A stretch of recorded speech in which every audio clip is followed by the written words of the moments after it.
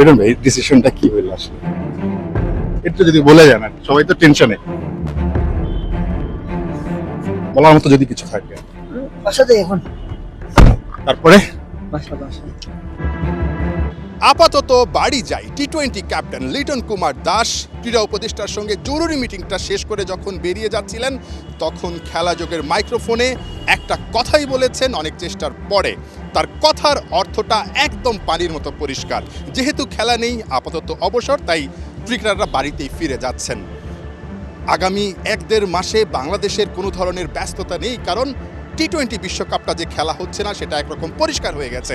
বাংলাদেশ শুরুতে যে অবস্থানে ছিল, শেষেও এসেও একই অবস্থানে। একটা মিরাকলের আশায় ছিল বিসিবি এবং বিসিবি প্রেসিডেন্ট আমিনুল ইসলাম বুলবুল, কিন্তু শেষ পর্যন্ত সেই মিরাকলটা হয়নি। যে আলোচনাটা ক্রিকেটারদের সঙ্গে হয়েছে, সেই আলোচনা শেষে কোনো সমাধান আসেনি। বাংলাদেশ ভারতের মাটিতে কোনোভাবেই বিশ্বকাপটা খেলতে যেতে চায় না। কেন, সেই কারণটা সেই জরুরি মিটিং শেষে বেরিয়ে ক্রীড়া উপদেষ্টা সাফ সাফ জানিয়ে দিয়েছেন।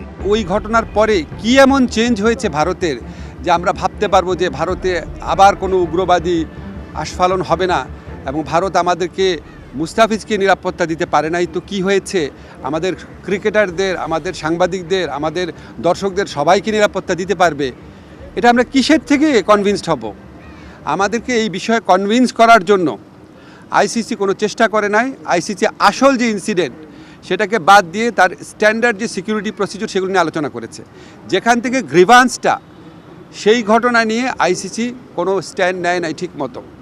এমনকি ভারত সরকারের পক্ষ থেকে যে আমাদের কনভিন্স করানোর চেষ্টা করা যে যেই ঘটনাটা ঘটেছে মুস্তাফিজের ক্ষেত্রে এটা একটা আইসোলেটেড ঘটনা, বা আমরা এটার জন্য সরি, আমরা এই ব্যবস্থা নিচ্ছি, তোমাদের দর্শক, তোমাদের সাংবাদিক, তোমাদের খেলোয়াড়দের জন্য কোনো রকম যোগাযোগের চেষ্টা করে নাই, কোনো রকম কনভিন্স করার চেষ্টা করে নাই। ফলে আমাদের ডিসিশন পরিবর্তন হওয়ার কোনো রকম স্কোপ নাই। আইসিসির সিদ্ধান্তকে কোনোভাবেই বাংলাদেশের সরকার বা বিসিবি মেনে নিতে পারছে না। একটাই কারণ, বাংলাদেশ নিজেদেরকে ভারতের মাটিতে নিরাপদ মনে করছে না। সেটা শুরুতেও বলেছে, শেষে এসেও বলছে। তবে এখনো পর্যন্ত বাংলাদেশ বিশ্বকাপ খেলার আশাটা ছাড়তে পারেনি। কেন?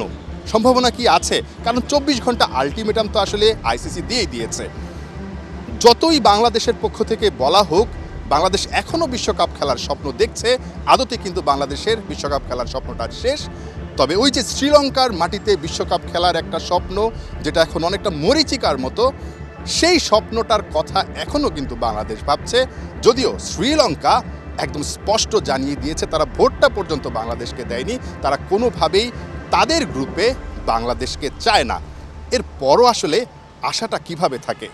আমরা এখনও আশা করব, আমরা মনে করি আমরা আইসিসি থেকে সুবিচার পাই নাই। আমরা এখনও আশা করব আইসিসি সুবিচার করবে। আমাদের যে বিশ্বকাপ খেলার যে অধিকার, যেটা শ্রীলঙ্কাতে আমাদের খেলার সুযোগ রয়েছে, এরকম বহু নজির পৃথিবীতে আছে যে অন্য একটা ভেন্যুতে সিকিউরিটি রিস্কের কারণে খেলা হচ্ছে। আমাদের এখানে জেনুইন সিকিউরিটি রিস্ক আছে। আমরা এখনও আশা ছাড়ি নাই। আমরা আশা করব আইসিসি আমাদের জেনুইন সিকিউরিটি রিস্কটা সুবিবেচনার সাথে নিয়ে আমাদেরকে শ্রীলঙ্কায় খেলার সুযোগ করে দেবে বিশ্বকাপ। আমরা সেই আশাবাদ নিয়ে এখনও অপেক্ষা করছি। ক্রীড়া উপদেষ্টা এখনও শ্রীলঙ্কার মাটিতে বিশ্বকাপ খেলার স্বপ্ন দেখছেন, কিন্তু আদতে বাংলাদেশের বিশ্বকাপ খেলার স্বপ্নটা শেষ, সেটা সবাই বুঝে গেছেন, ক্রিকেটাররাও বুঝে গেছেন। বাংলাদেশ এই লড়াইটাতে ঠিক বিশ্বকাপ খেলার যে স্বপ্নটা, সেই স্বপ্নের প্রশ্নে হেরে গেছে, এটা বলতেই হবে। কারণ ইতিহাসে প্রথমবারের মতো বাংলাদেশ কোনো বিশ্বকাপে অংশগ্রহণ করতে পারছে না। ঠিক এই জায়গায় বাংলাদেশের ক্রিকেট কূটনীতিতে যে মুনশিয়ানাটা, সেটাও কিন্তু প্রশ্নবিদ্ধ হয়ে গেল। কোনোভাবেই কি বাংলাদেশের বিশ্বকাপ খেলাটা নিশ্চিত করা যেত না? সব কিছু কি আসলে একটু দেরিতেই সিদ্ধান্ত নেওয়া হয়ে গেল? এই যে ক্রিকেটারদের সঙ্গে আলোচনাটা, সেটাও কি ঠিক শুরুতে করা যেত? আস্তে আস্তে কি আগানো যেত? প্রতিটা পদক্ষেপে অনেক প্রশ্ন জমা হয়েছে। বাংলাদেশের ক্রিকেট এখন কোন পথে আগাবে, সেটাও একটা বড় প্রশ্ন। ঘোর অন্ধকার সব কিছু মিলে, সেই অন্ধকার থেকে বাংলাদেশের ক্রিকেট কি আসলে আলো দেখবে?